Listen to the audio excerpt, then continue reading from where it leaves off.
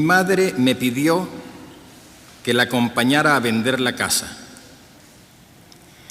Había llegado esa mañana desde el pueblo distante donde vivía la familia y no tenía la menor idea de dónde encontrarme.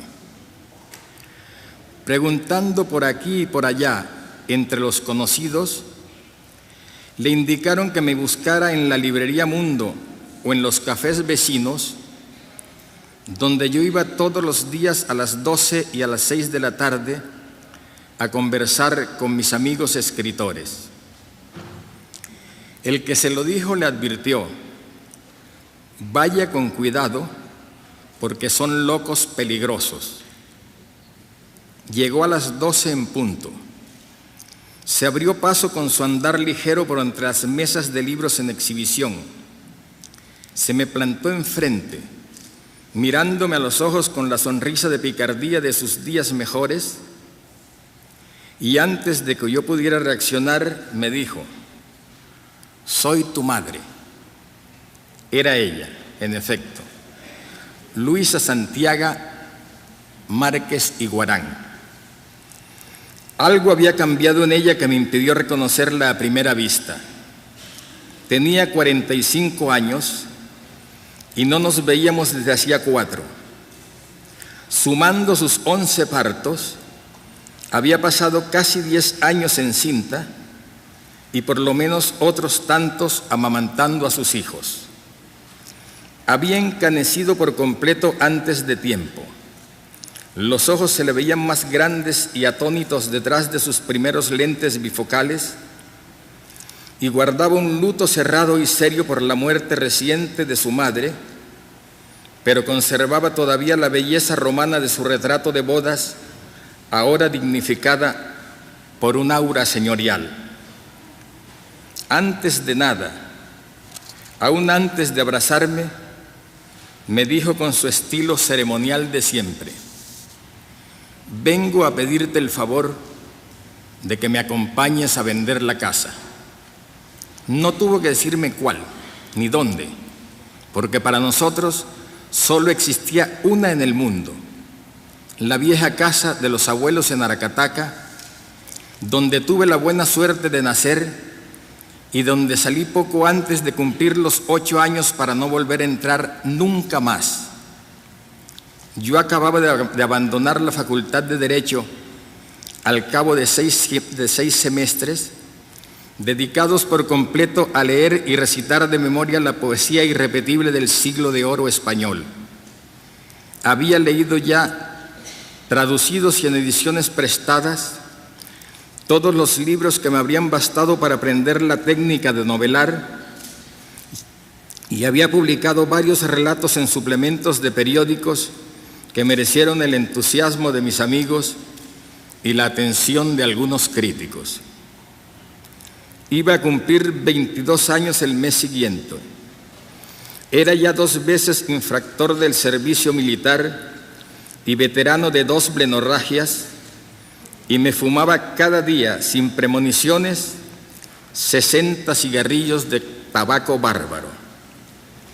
Alternaba mis ocios, tal vez mis odios, también un acto fallido importante, entre Barranquilla y Cartagena de Indias, en la costa caribe de Colombia, sobreviviendo a cuerpo de rey con lo que me pagaban por mis primeras notas de prensa, que era casi menos que nada, y dormía lo mejor acompañado posible donde me sorprendiera la noche. Más por escasez que por gusto, me anticipé a la moda en 20 años: bigote silvestre, cabellos alborotados, pantalones de vaquero, camisa de grandes flores y sandalias de peregrino. En la oscuridad de un cine, y sin saber que yo estaba cerca, una amiga de entonces le había dicho a alguien: el pobre Gabito es un caso perdido. De modo que cuando mi madre me pidió que fuera con ella a vender la casa, no tuve ningún estorbo para decirle que sí. Ni mi madre ni yo, por supuesto, hubiéramos podido imaginar siquiera que aquel cándido paseo de solo 2 días iba a ser tan determinante para mí que la más larga y diligente de las vidas no me alcanzaría para acabar de contarlo. Ahora, con casi 70 años bien contados, estoy convencido de que fue la decisión más importante de cuantas tuve que tomar en toda mi carrera de escritor, es decir, en toda mi vida.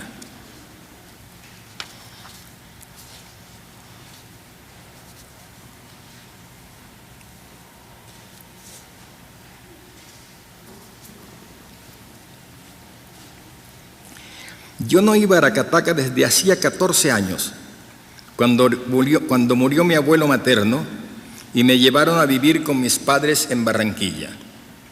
Hasta la adolescencia, la memoria tiene más interés en el futuro que en el pasado, así que mis recuerdos del pueblo no estaban todavía idealizados por la nostalgia. Lo recordaba como era, un lugar bueno para vivir, donde se conocía todo el mundo, a la orilla de un río de aguas diáfanas que se precipitaban por un lecho de piedras pulidas, blancas y enormes como huevos prehistóricos. Al atardecer, sobre todo en diciembre, cuando pasaban las lluvias y el aire se volvía de diamante, la Sierra Nevada de Santa Marta parecía acercarse con sus picachos blancos hasta las plantaciones de banano de la orilla opuesta. Desde allí se veían los indios arhuacos corriendo en filas de hormiguitas por las cornisas de la sierra, con sus costales de jengibre a cuestas y masticando bolas de coca para entretener a la vida. Los niños teníamos entonces la ilusión de hacer pelotas con las nieves perpetuas y jugar a la guerra en las calles abrasantes, pues el calor era tan inverosímil, sobre todo durante la siesta, que los adultos se quejaban de él como si fuera una sorpresa de cada día. Desde mi nacimiento, oí repetir sin descanso que las vías del ferrocarril y los campamentos de la United Fruit Company fueron construidos de noche porque de día era imposible agarrar las herramientas recalentadas al sol. La única manera de llegar desde Barranquilla a Aracataca era una destartalada lancha de motor por un caño excavado a brazo de esclavo durante la colonia y luego a través de una vasta ciénaga de aguas turbias y desoladas hasta la misteriosa población de Ciénaga. Allí se tomaba el tren ordinario que había sido en sus orígenes el mejor del país y en el cual se hacía el trayecto final por las inmensas plantaciones de banano, con muchas paradas ociosas en aldeas polvorientas y ardientes y estaciones solitarias. Ese fue el camino que mi madre y yo emprendimos a las 7 de la noche del 26 de febrero de 1950, bajo un aguacero diluvial fuera de tiempo y con 32 pesos en efectivo que nos alcanzarían apenas para regresar si la casa no se vendía en las condiciones previstas. Los vientos alisios estaban tan bravos aquella noche que ya en el puerto fluvial me costó trabajo convencer a mi madre de que se embarcara. No le faltaba razón. Las lanchas tenían motores de gasolina que les transmitían un temblor insoportable a todo lo que estaba a bordo. Tenían un saloncito con horcones para colgar hamacas en diversos niveles y escaños de madera donde cada quien se acomodaba a codazos como pudiera con sus equipajes excesivos, bultos de mercancía o huacales de gallina y hasta cerdos vivos. Tenían unos 6 camarotes sofocantes con 2 literas de cuartel, casi siempre ocupados por putitas de mala muerte que prestaban servicios de emergencia durante el viaje. Como a última hora no encontramos ninguno libre, ni llevábamos hamacas, mi madre y yo nos tomamos por asalto 2 sillas de hierro del corredor central y allí nos dispusimos a pasar la noche. Tal como ella temía, la tormenta vapuleó la temeraria embarcación mientras atravesábamos el río Magdalena, que a tan corta distancia de su estuario tiene un temperamento oceánico. Yo había comprado en el puerto una buena provisión de cigarrillos de los más baratos, de tabaco negro y con un papel al que poco le faltaba para hacer destraza, y empecé a fumar a mi manera de entonces, encendiendo uno con la colilla del otro, mientras leía Luz de Agosto, de William Faulkner, que era el más fiel de mis demonios tutelares. Mi madre se aferró a su camándula, como de un cabrestante capaz de desencallar un buldózer o sostener un avión en el aire, y de acuerdo con su costumbre no pidió nada para ella, sino prosperidad y larga vida para sus 11 huérfanos. Su plegaria debió llevar a donde ella quería, porque la lluvia se volvió mansa cuando entramos en el caño y la brisa sopló apenas para espantar a los mosquitos. Mi madre guardó entonces el rosario y durante un largo rato observó en silencio el fragor de la vida que transcurría en torno de nosotros. Había nacido hija única en una casa modesta, pero creció en el esplendor efímero de la compañía bananera, del cual le quedó al menos una educación de niña rica en el colegio de la Presentación de la Santísima Virgen en Santa Marta. Durante las vacaciones de Navidad bordaba en bastidor con sus amigas, tocaba el clavicordio en los bazares de caridad y asistía con una tía chaperona a los bailes más depurados de la timorata aristocracia local, pero nadie le había conocido novio alguno cuando se casó contra la voluntad de sus padres con el telegrafista del pueblo. Sus virtudes más notorias desde entonces eran el sentido del humor y la salud de hierro que las insidias de la adversidad no lograrían derrotar en una larga vida. Pero la más sorprendente, y también desde entonces la menos sospechable, era el talento exquisito con que lograba disimular la tremenda fuerza de su carácter. Un Leo perfecto. Esto le había permitido establecer un poder matriarcal cuyo dominio alcanzaba hasta los parientes más remotos en los lugares menos pensados, como un sistema planetario que ella manejaba desde su cocina, con voz tenue y sin parpadear apenas, mientras servía la marmita de los frijoles. Viéndola sobrellevar sin inmutarse aquel viaje brutal, yo me preguntaba cómo había podido subordinar tan pronto y con tanto dominio las injusticias de la pobreza. Nada como aquella mala noche para ponerla a prueba. Los mosquitos carniceros, el calor denso y nauseabundo por el fango de los canales que la lancha iba revolviendo a su paso, el trajín de los pasajeros desvelados por no encontrar acomodo dentro del pellejo, todo parecía hecho a propósito para desquiciar la índole mejor templada. Mi madre lo soportaba inmóvil en su silla, mientras las muchachas de alquiler hacían la cosecha de la noche en los camarotes cercanos. Una de ellas había entrado y salido del suyo varias veces, siempre con un hombre distinto y al lado mismo del asiento de mi madre. Yo pensé que ella no la había visto, pero a la cuarta o quinta vez que entró y salió en menos de una hora, la siguió con una mirada de lástima hasta el final del corredor. Pobres muchachas, suspiró. Lo que tienen que hacer para vivir es peor que trabajar. Así se mantuvo hasta la medianoche, cuando me cansé de leer con el temblor insoportable y las luces mezquinas del corredor, y me senté a fumar a su lado, tratando de salir a frote de las arenas movedizas del condado de Yoknapataufa. Yo había desertado de la universidad un año antes, con la ilusión de vivir del periodismo y la literatura sin necesidad de aprenderlos, animado por una frase que creo haber leído en Bernard Shaw. Desde muy niño tuve que interrumpir mi educación para ir a la escuela.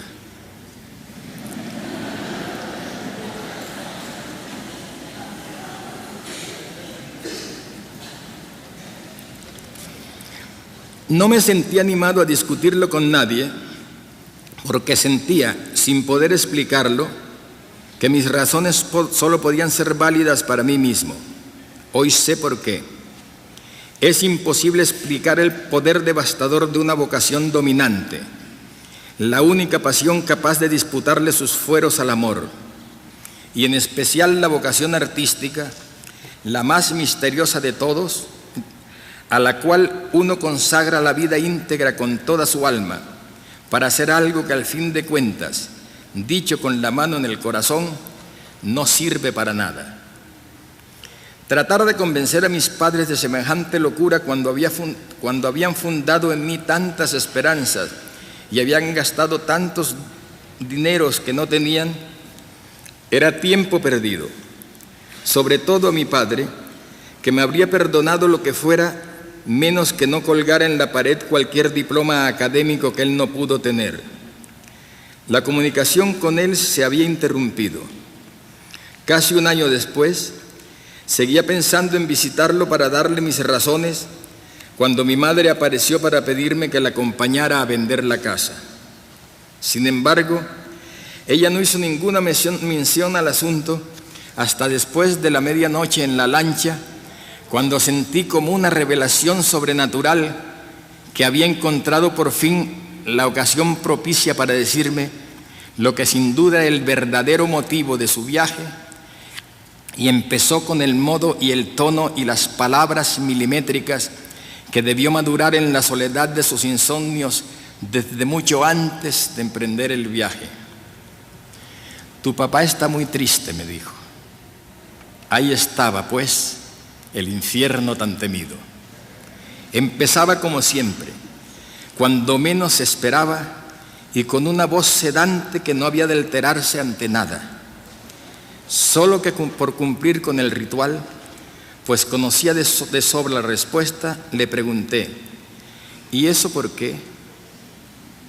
Porque dejaste de estudiar. No dejé de estudiar, le dije, solo cambié de carrera. La idea de una discusión a fondo le levantó el ánimo. Tu papá dice que es lo mismo, dijo. A sabiendo de que era falso, le dije, también él dejó de estudiar para tocar el violín. No fue igual, replicó ella con una gran vivacidad. El violín lo tocaba solo en fiestas y serenatas. Si dejó sus estudios fue porque materialmente no tenía ni con qué comer. Pero en menos de un mes aprendió telegrafía, que entonces era una profesión muy buena, sobre todo en Aracataca. Yo también vivo de escribir en los periódicos, le mentí. Eso lo dices para no mortificarme, dijo ella, pero la mala situación se te nota de lejos. ¿Cómo será que cuando te vi en la librería no te reconocí? Yo tampoco la reconocí a usted, le dije. Pero no por lo mismo, dijo ella. Yo pensé que eras un limosnero. Me miró las sandalias gastadas y agregó, y sin medias. Es más cómodo, le dije. 2 camisas y 2 calzoncillos, uno puesto y otro secándose. ¿Qué más se necesita? Un poquito de dignidad, dijo ella. Pero debió decirlo sin pensarlo, pues enseguida lo suavizó en otro tono. Te lo digo por lo mucho que te queremos. Ya lo sé, le dije, pero dígame una cosa. ¿Usted en mi lugar no haría lo mismo? No lo haría, dijo ella, si con eso contrariara a mis padres. Entonces le dije riéndome, atrévase a mirarme a la cara. Pero ella me esquivó con seriedad porque sabía demasiado lo que yo estaba pensando. No me casé mientras no tuve la bendición de mis padres, dijo. A la fuerza, de acuerdo, pero la tuve. Interrumpió la discusión, no pues porque mis argumentos la hubieran vencido, sino porque quería ir al retrete y desconfiaba de sus condiciones higiénicas.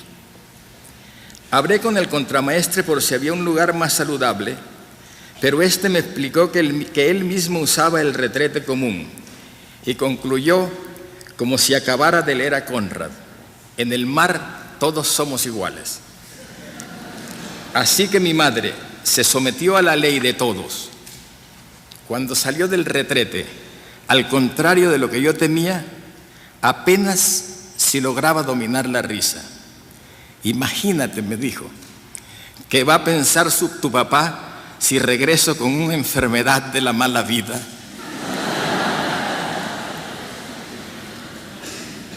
Pasada la medianoche, tuvimos un retraso de 3 horas, pues los tapones de tarulla del caño embotaron las hélices, el timonel perdió el control, la lancha encalló en un manglar y muchos pasajeros tuvieron que ayudar a jalarla desde la orilla. El calor y los zancudos se hicieron insoportables, pero mi madre los sorteó con unas ráfagas de sueños instantáneos e intermitentes, ya célebres en la familia, que le permitían descansar sin perder el hilo de la conversación. Cuando se reanudó el viaje y entró la brisa fresca, se despabiló por completo. De todos modos, suspiró, alguna respuesta tengo que llevarle a tu papá. Mejor no se preocupe, le dije con la misma inocencia. En diciembre iré y entonces le explicaré todo. Faltan 10 meses, dijo ella. A fin de cuentas, este año ya no se puede arreglar nada en la universidad, le dije. ¿Prometes en serio que irás? Lo prometo. Por primera vez vislumbré una cierta ansiedad en su voz. ¿Puedo decirle a tu papá que vas a decirle que sí? No, le repliqué de un tajo, eso no. Era evidente que buscaba otra salida, pero no se la di. Entonces, es mejor que le diga de una vez por todas, toda la verdad, dijo ella. Así no parecerá un engaño. Bueno, le dije, dígasela. Quedamos en eso, y alguien que no la conociera bien habría pensado que ahí terminaba todo, pero yo sabía que era una tregua para cargar energías. Poco después se durmió a fondo. Una brisa tenue espantó los zancudos y saturó el aire nuevo con un olor de flores. La lancha adquirió entonces la esbeltez de un velero.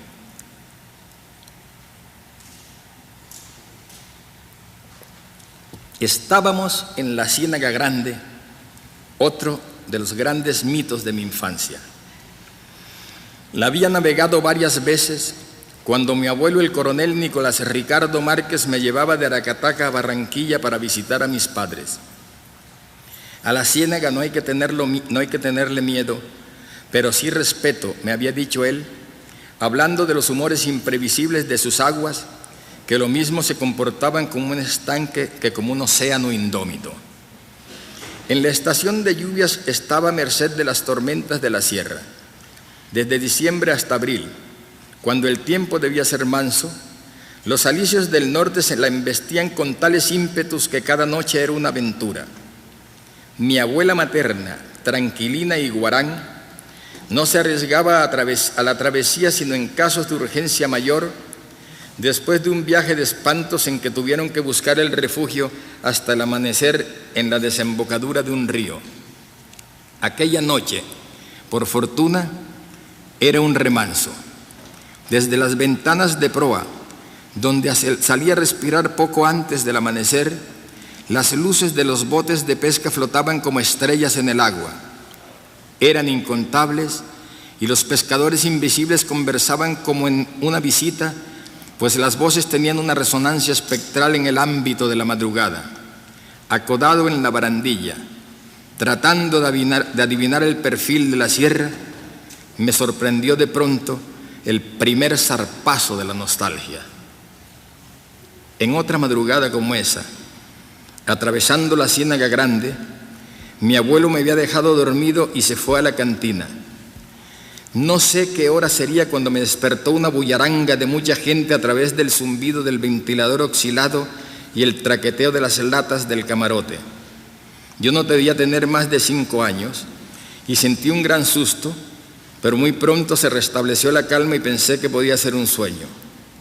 Por la mañana, ya en el embarcadero de Ciénaga, mi abuelo estaba afeitándose a navaja con la puerta abierta y el espejo colgado en el marco. El recuerdo es muy preciso. No se había puesto la camisa, pero tenía sobre la camiseta sus eternos cargadores elásticos, anchos y con rayas verdes. Mientras se afeitaba, seguía conversando con un hombre que todavía hoy podría reconocer a primera vista.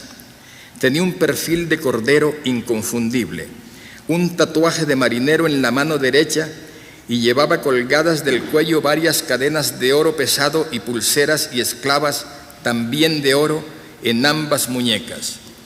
Yo acababa de vestirme y estaba sentado en la cama poniéndome las botas cuando el hombre le dijo a mi abuelo: «No lo dude, coronel, lo que querían hacer con usted era echarlo en el agua».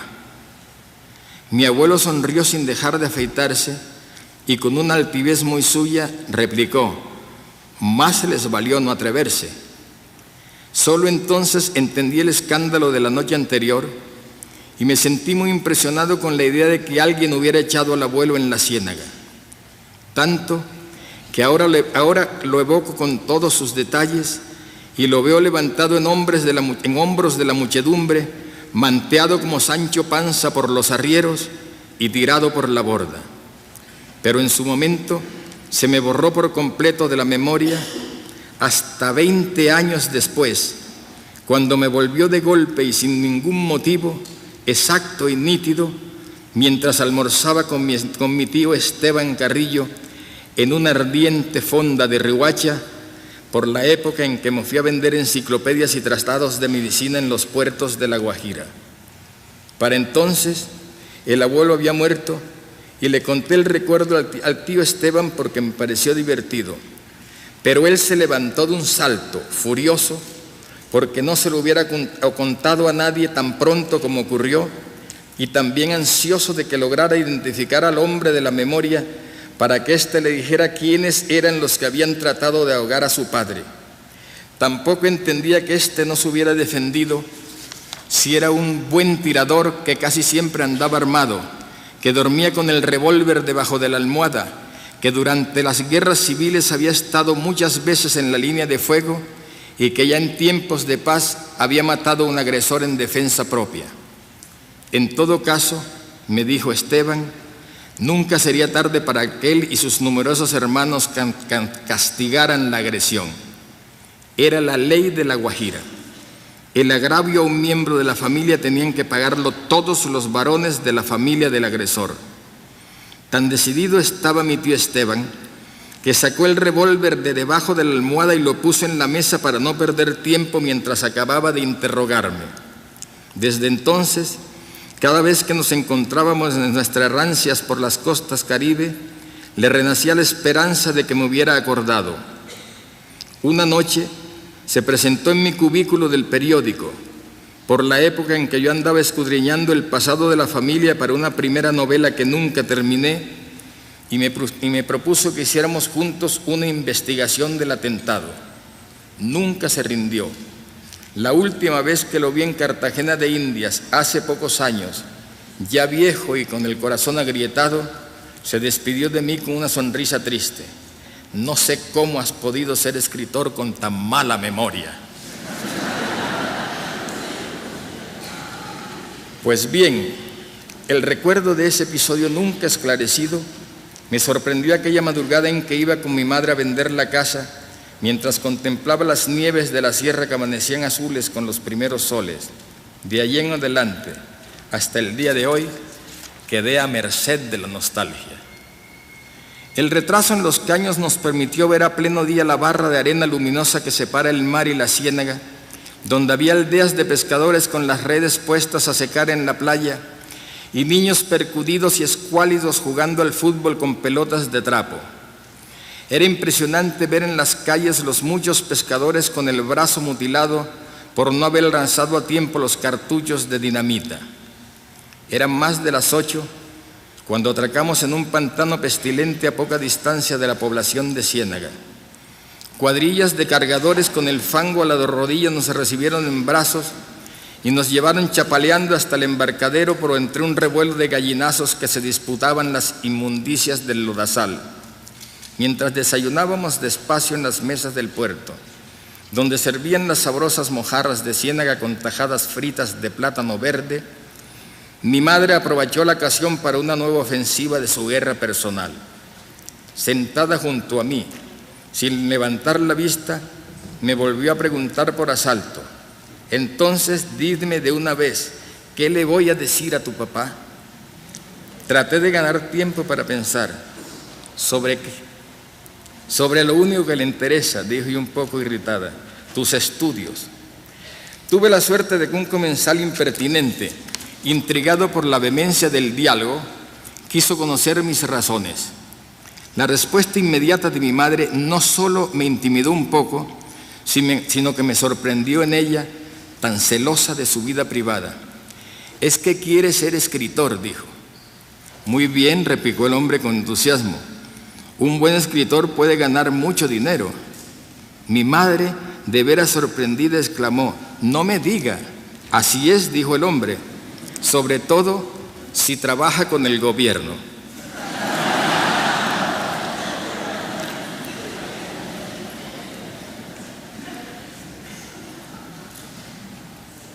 No sé si fue por discreción o por temor a los argumentos del interlocutor imprevisto, que mi madre le escamoteó el tema y ambos terminaron compadeciéndose de las incertidumbres de mi generación y repartiéndose las añoranzas. Al final, rastrando nombres de conocidos comunes, terminaron descubriendo que éramos parientes dobles por los Cotes y los Iguarán. Esto nos ocurría en aquella época con cada 2 de 3 personas que encontrábamos en la costa caribe, y mi madre lo celebraba siempre como un acontecimiento familiar. Fuimos a la estación del ferrocarril en un coche Victoria de un solo caballo, tal vez el último de una estirpe legendaria ya extinguida en el resto del mundo. Mi madre iba absorta, mirando la llanura árida calcinada por el salitre que empezaba en el lodazal del puerto y se confundía con el horizonte. Para mí era un lugar histórico. Un día, a mis 3 o 4 años, mi abuelo me había llevado de la mano a través de aquel yermo ardiente, caminando deprisa y sin decirme para qué, y de pronto nos encontramos frente a una vasta extensión de aguas verdes con eructos de espuma, donde flotaba todo un mundo de gallinas ahogadas. «Es el mar», me dijo. Desencantado, le pregunté qué había en la otra orilla y él me contestó sin dudarlo: «Del otro lado no hay orilla». Hoy, después de tantos océanos vistos al derecho y al revés, sigo pensando que aquella fue una más de sus grandes respuestas. No recuerdo cuándo oí hablar del mar por primera vez, ni cuál era la imagen anticipada que me había formado de él a través de los relatos de adultos. Mi abuelo había querido mostrármelo en el embrollo de su viejo diccionario descosido y no pudo encontrarlo. Cuando se restableció del desconcierto, lo remendó con una explicación que parecía ser válida: hay palabras que no están porque todo el mundo sabe lo que significan. Fue a raíz de ese fracaso que se hizo llevar de Santa Marta un diccionario ilustrado que tenía en el lomo un dibujo de Atlante sosteniendo en las espaldas la bóveda celeste. Este fue el primero de los incontables diccionarios de todo que tuve en mi vida, y lo leí hoja por hoja tan pronto como aprendí a leer, en orden alfabético y sin entenderlo apenas. Ahí encontró mi abuelo la definición del mar que se había perdido en el otro: gran extensión de agua salada que cubre la mayor parte del globo.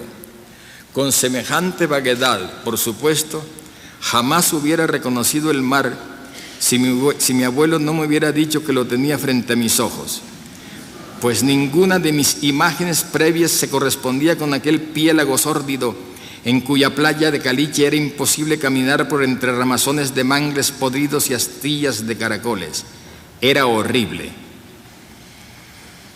Mi madre debía pensar lo mismo del mar de Ciénaga, pues tan pronto como lo vio aparecer en la ventanilla del coche suspiró: «No hay mar como el de Riohacha». Luego siguió contemplando cada lugar que se encontraba en el camino de la estación, y yo sabía lo que pensaba de cada uno por los cambios de su silencio. Bordeábamos la ciudad sin entrar, pero vimos las calles anchas y desoladas y las casas del antiguo esplendor de un solo piso con ventanas de cuerpo entero, donde los ejercicios de piano se repetían sin descanso hasta el amanecer. De pronto, mi madre señaló con el dedo. «Mira», me dijo, «ahí fue donde se acabó el mundo».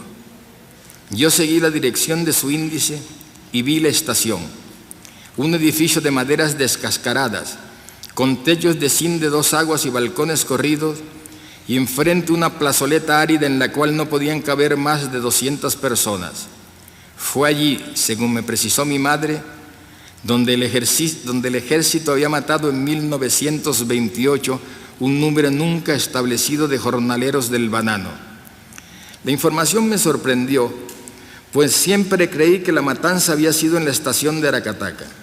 Muchas veces, cuando iba con mi abuelo a esperar el tren, volvía a vivir el horror del instante imaginario, el militar leyendo el decreto con el que los peones en huelga fueron declarados una partida de malhechores, la muchedumbre de hombres, mujeres y niños inmóviles bajo el sol bárbaro, después que el oficial le dio un plazo de 5 minutos para evacuar la plaza, la orden de fuego, el tableteo de las ráfagas de escupitajos incandescentes, la muchedumbre acorralada por el pánico mientras la iban disminuyendo palmo a palmo con las cizallas metódicas e insaciables de la metralla.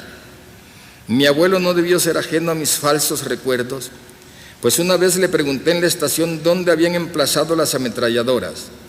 Él estaba leyendo una carta acabada de recibir y señaló sin mirarme hacia el techo de los vagones. «Ahí», me dijo.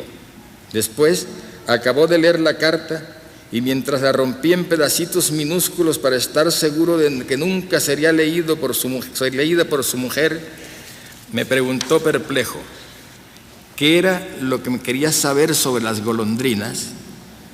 Mi facultad de visualizar ciertos episodios como si en realidad los hubiera vivido, en especial durante la infancia, me ha causado muchas confusiones en la memoria, pero ninguna como aquella de creer que la matanza había sido en la estación de Aracataca. Sin embargo, la seguridad de mi madre no admitía la menor duda, y más aún, cuando le pregunté cuántos muertos habían sido, me contestó con el mismo aplomo: 7. Aunque enseguida me advirtió que no lo tomara al pie de la letra, porque el día de la matanza se oyó decir que eran más de 100 y luego la cifra fue disminuyendo hasta la nada absoluta. De modo que lo único en que coincidían la realidad y mi memoria era en que los soldados habían disparado desde el techo de los vagones. La visión de mi madre tenía cifras tan exiguas y el escenario era tan pobre para un drama tan grandioso como el que yo había imaginado, que me causó un sentimiento de frustración. Más tarde hablé con sobrevivientes y testigos y escarbé en colecciones de prensa y documentos oficiales y me di cuenta de que la verdad no estaba en ningún lado, pero la de mi madre era la más probable. Los conformistas decían, en efecto, que no hubo muertos. Los del extremo contrario afirmaban sin temblor en la voz que fueron más de 100, que los habían visto desangrándose en la plaza y que se los llevaron en un tren de carga para echarlos en el mar como el banano de rechazo. Así que la verdad quedó extraviada para siempre en algún punto improbable de los dos extremos. Sin embargo, mi recuerdo falso fue tan persistente que en una de mis novelas referí la matanza con la precisión y el horror con que creía haberla visto en Aracataca, pues no lograba identificarla con ninguna versión distinta de la que había incubado durante años en mi imaginación. Fue así como la cifra de muertos la aumenté a 3.000 en vez de 7 para mantener las proporciones épicas del drama. La vida real no demoró en hacerme justicia. Hace poco, en uno de los aniversarios de la tragedia, el orador pidió 1 minuto de silencio en memoria de los 3.000 mártires anónimos sacrificados por la fuerza pública. Recogí a los pasajeros de las lanchas y los que bajaban de la sierra y proseguí hacia el interior de la zona bananera 1/4 de hora después. Mi madre y yo llegamos a la estación pasada las 9 de la mañana, pero el tren estaba demorado. Sin embargo, fuimos los únicos pasajeros. Ella se dio cuenta desde que entró en el vagón desocupado y exclamó con un humor festivo: ¡qué lujo! Todo el tren para nosotros solos. Siempre he pensado que fue un júbilo falso para disimular su decepción, pues los estragos del tiempo se veían a simple vista en el estado de los vagones. Eran los antiguos de segunda, ahora convertidos en clase única, pero sin asientos de mimbre ni cristales de subir y bajar en las ventanas, sino con bancas de maderas curtidas por los fundillos calientes y lisos de los pobres. En comparación con lo que fue en otro tiempo, no solo aquel vagón, sino todo el tren era un fantasma de sí mismo. Antes tenía 3 clases. La tercera, donde viajaban los más pobres, eran los mismos huacales de tablas donde transportaban el banano o las reses de sacrificio, adaptados para pasajeros con bancas longitudinales de madera cruda. La segunda clase con asientos de mimbre y marcos de bronce. La primera clase, donde viajaban las gentes del gobierno y altos empleados de la compañía bananera, con alfombras en el pasillo y poltronas forradas de terciopelo rojo que podían cambiar de posición. Cuando viajaba el superintendente de la compañía bananera o su familia o sus invitados de nota, enganchaban en la cola del tren un vagón de lujo con ventanas de vidrios solares y cornisas doradas y una terraza descubierta con 2 mesitas para viajar tomando el té. No conocí ningún mortal que hubiera visto por dentro esta carroza de fantasía. Mi abuelo había sido alcalde 2 veces y además tenía una noción alegre del dinero, pero solo viajaba en segunda si iba con alguna mujer de la familia. Y cuando le preguntaban por qué viajaba en tercera, contestaba: porque no hay cuarta. Lo más recordable del tren, sin embargo, era la puntualidad. Los relojes de los pueblos se ponían a la hora exacta por su silbato. Aquel día, por un motivo o por otro, partió con 1 hora y media de retraso. Cuando se puso en marcha, muy despacio y con un chirrido lúgubre, mi madre se persignó, pero enseguida volvió a la realidad. A este tren le falta aceite en los resortes, dijo.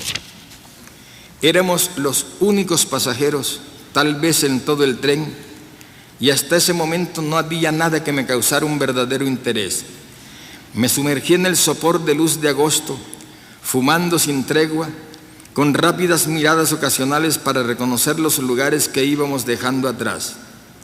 El tren atravesó con un silbido largo las marismas de la ciénaga y se metió a toda velocidad por un trepidante corredor de rocas bermejas donde el estruendo de los vagones se volvió insoportable. Pero al cabo de unos minutos disminuyó la marcha, entró con un resuello sigiloso en la penumbra fresca de las plantaciones y el tiempo se hizo más denso y no se volvió a sentir la brisa del mar. No tuve que interrumpir la lectura para saber que habíamos entrado en el reino hermético de la zona bananera. El mundo cambió. Al lado y lado de la vía férrea se extendían las avenidas simétricas e interminables de las plantaciones, por donde andaban las carretas de bueyes cargadas de racimos verdes. De pronto, en tempestivos espacios sin sembrar, había campamentos de ladrillos rojos, oficinas con redes de alambre en puertas y ventanas y ventiladores de aspas colgados en el techo y un hospital solitario en un campo de amapolas. Cada río tenía su pueblo y su puente de hierro por donde el tren pasaba dando alaridos y las muchachas que se bañaban en las aguas heladas saltaban como sábalos a su paso para turbar a los viajeros con sus tetas instantáneas. En la población de Río Frío subieron varias familias de arhuacos cargados con mochilas repletas de aguacates de la sierra, los más apetitosos del país. Recorrieron el vagón a saltitos en ambos sentidos buscando dónde sentarse, pero cuando el tren reanudó la marcha, solo quedaban 2 mujeres blancas con un niño recién nacido y un cura joven. El niño no paró de llorar en el resto del viaje. El cura llevaba botas y casco de explorador, una sotana de lienzo vasto con remiendos cuadrados como una vela de marear, y hablaba al mismo tiempo que el niño lloraba y siempre como si estuviera en el púlpito. El tema de su prédica era la posibilidad de que la compañía bananera regresara. Desde que ésta se fue, no se hablaba de otra cosa en la zona y los criterios estaban divididos entre los que querían y los que no querían que volviera, pero todos creían que volvería. El cura estaba en contra y lo expresó con una razón tan personal que a las mujeres les pareció disparatada. La compañía deja la ruina por donde pasa. Fue lo único original que dijo, pero no logró explicarlo, y la mujer del niño acabó de confundirlo con el argumento de que Dios no podía estar de acuerdo con él. La nostalgia, como siempre, había borrado los malos recuerdos y magnificado los buenos. Nadie se salvaba de sus estragos. Desde la ventanilla del vagón se veían los hombres sentados en la puerta de sus casas y bastaba con mirarles la cara para saber lo que esperaban. La muchedumbre de lavanderas en las playas de Caliche miraban pasar el tren con la misma esperanza. Cada forastero que llegaba con un maletín de negocios les parecía que era el hombre de la United Fruit Company que volvía a restablecer el pasado. En todo encuentro, en toda visita, en toda carta surgía tarde o temprano la frase sacramental: dicen que la compañía vuelve. Nadie sabía quién lo dijo, ni cuándo, ni por qué, pero nadie lo ponía en duda. Mi madre se creía curada de espantos, pues una vez muertos sus padres había cortado todo vínculo con Aracataca. Sin embargo, sus sueños la traicionaban, al menos cuando tenía alguno que le interesaba tanto como para contarlo al desayuno. Estaba siempre relacionado con sus añoranzas de la zona bananera. Sobrevivió a sus épocas más duras sin vender la casa, con la ilusión de cobrar por ella hasta 4 veces más cuando volviera a la compañía. Al fin le había vencido la presión insoportable de la realidad. Pero cuando lo oyó decir al cura en el tren que la compañía estaba a punto de regresar, hizo un gesto desolado y me dijo al oído: lástima que no podamos esperar un tiempecito más. Mientras el cura hablaba, pasamos de largo por un lugar donde había una multitud en la plaza y una banda de músicos que tocaba una retreta alegre bajo el sol aplastante. Todos aquellos pueblos me parecieron siempre iguales. Cuando mi abuelo me llevaba al flamante Cine Olimpia de don Antonio da Conte, yo notaba que las estaciones de las películas de vaqueros se parecían a los de nuestro tren. Más tarde, cuando empecé a leer a Faulkner, también los pueblos de sus novelas me parecían iguales a los nuestros. Y no era sorprendente, pues estos últimos habían sido construidos bajo la inspiración mecánica de la United Fruit Company y con su mismo estilo provisional de campamento de paso. Yo los recordaba todos, salvo Aracataca, con la iglesia en la plaza y la casita de cuentos de hadas pintadas de colores primarios. Recordabas las cuadrillas de jornaleros negros cantando al atardecer, los galpones de las fincas donde se sentaban los peones en reposo a ver pasar los interminables trenes de carga, las guardarrayas donde amanecían los macheteros decapitados en las parrandas de los sábados. Recordaba las ciudades privadas de los gringos en Aracataca y en Sevilla, al otro lado de la vía férrea, cercada con mallas metálicas como enormes gallineros electrificados que en los días frescos del verano amanecían negros de golondrinas achicharradas. Recordaba sus lentos prados azules con pavorreales y codornices, las residencias de techos rojos y ventanas alambradas y mesitas redondas con sillas plegables para comer en las terrazas entre palmeras y rosales decrépitos. A veces, a través de la cerca de alambre, se veían mujeres bellas y lánguidas, con trajes de muselina y grandes sombreros de gasa que cortaban las flores de sus jardines con tijeras de oro. Y de pronto, como una aparición fugaz, una tarde pasó por las calles del pueblo el superintendente de la compañía bandanera en un suntuoso automóvil descubierto, junto a una mujer de largos cabellos dorados sueltos en el viento y con un pastor alemán sentado como un rey en el asiento de atrás. Eran apariciones instantáneas de un mundo remoto e inverosímil que nos estaba vedado a los mortales. Ya en mi niñez no era posible distinguir unos pueblos de los otros. 20 años después era todavía más difícil, porque en los pórticos de las estaciones habían caído las tablillas con los nombres idílicos: Tucurinca, Guamachito, Sevilla, Neerlandia, Guacamayal, y todos eran más desolados y polvorientos que en la memoria, como si les hubiera pasado por encima el ventarrón de la fatalidad. El tren se detuvo en Sevilla como a las 10 de la mañana para cambiar de locomotora y abastecerse de agua durante 15 minutos interminables. Allí empezó el calor. Cuando reanudó la marcha, la nueva locomotora nos mandaba en cada vuelta, para colmo de males, una ráfaga de cisco que se metía por las ventanas sin vidrios y nos dejaba cubiertos de una nieve negra. El cura y las mujeres se habían desembarcado en algún pueblo sin que nos diéramos cuenta, y esto agravó mi impresión de que mi madre y yo íbamos solos en un tren sin rumbo. Sentada frente a mí, mirando por la ventanilla, ella había descabezado 2 o 3 sueños, pero se despabiló de pronto y me soltó una vez más la pregunta temible: entonces, ¿qué le digo a tu papá? Yo pensaba que no iba a rendirse jamás, en busca de un flanco por donde quebrantar mi decisión. Pero antes había sugerido algunas fórmulas de compromiso que descarté sin argumentos, pero sabía que su repliegue no sería muy largo. Aún así me tomó por sorpresa esta nueva tentativa. Preparado para otra batalla larga y estéril, le contesté con más calma que en las veces anteriores: dígale que lo único que quiero en la vida es ser escritor y que lo voy a hacer. Él no se opone a que seas lo que quieras, sino que desea verte graduado en cualquier cosa, dijo ella. Hablaba sin mirarme, fingiendo interesarse menos en nuestro diálogo que en la vida que pasaba por la ventanilla.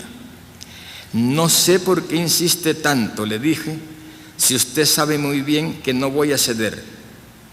Al instante me miró a los ojos y me preguntó intrigada: ¿por qué crees que lo sé? Porque usted y yo somos iguales, le dije. Entonces sentí el mismo susto de cuando vi caer a mis pies el primer pájaro que maté con una honda. No me equivoqué. Mi madre se hundió en una reflexión lenta y profunda, y cuando volvió a tocar el tema poco antes de llegar a Aracataca, había asumido un tono de complicidad absoluta. ¿Cuál será el mejor modo de decirle la verdad?, me preguntó. Tal como yo se lo estoy diciendo a usted, le dije. No, así no dará resultado, dijo ella. Y al cabo de otra reflexión más breve concluyó: pero no te preocupes, yo pensaré una buena respuesta para decírselo. Allí terminó todo. Nunca más, hasta el sol de hoy, ni con ella, ni con mi padre, ni con nadie, volvió a hablarse del asunto.